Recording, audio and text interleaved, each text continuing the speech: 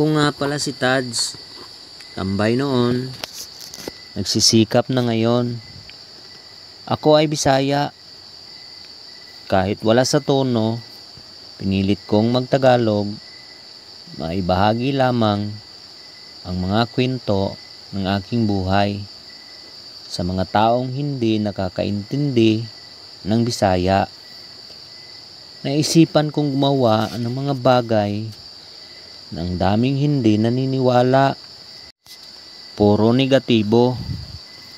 Ewan ko ba, sila din naman walang nagawa sa buhay.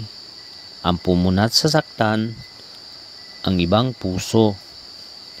Kaya't ako'y nagdesisyon umalis upang makaiwas sa mga toxic na tao. Manirahan sa payapang lugar na walang ibang magdidesisyon kundi ako.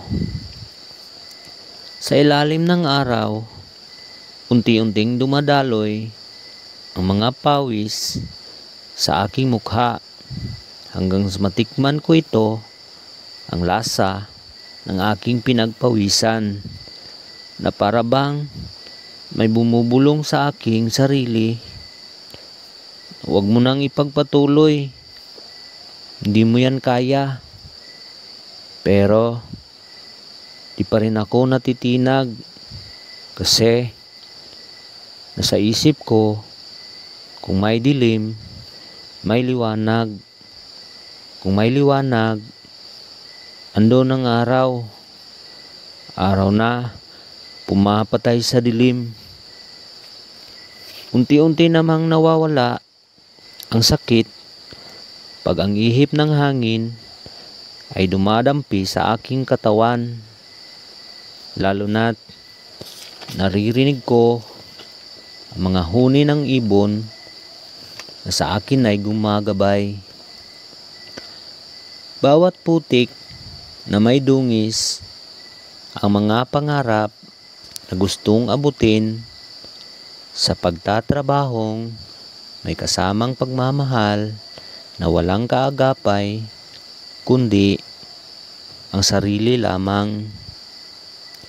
Minsan, may mga taong umingiti sa akin pero sa likod nito pala ay hindi ko akalain. Pakay nila pala'y gusto ako'y pabagsakin. Wala silang magawa sapagkat ang gusto ko'y nasa landas ng tama at sa mahinang paghakbang tuloy-tuloy lang hanggang sa makakarating ako sa paruroonan upang makamit ang minimithing pangarap. Sa bawat hakbang ng aking tinatahak, ramdam ko ang tibok ng lupa na para bang sinasagot ang mga tanong na matagal ko nang bitbit sa aking dibdib.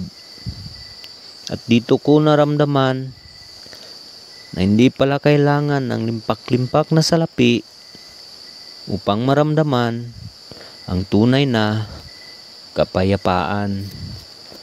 Minsan, sapat na ang simoy ng hangin at ang usok ng lupa pag nabasa.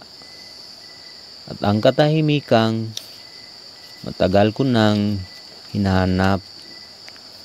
At sa pag-ikot ng mga araw, unti-unti kong nakikita bawat hirap, bawat putik sa aking mga palad ay hindi pala kapintasan, kundi patunay na ako'y lumalaban. Sa likod ng bawat pagod, may panibagong lakas.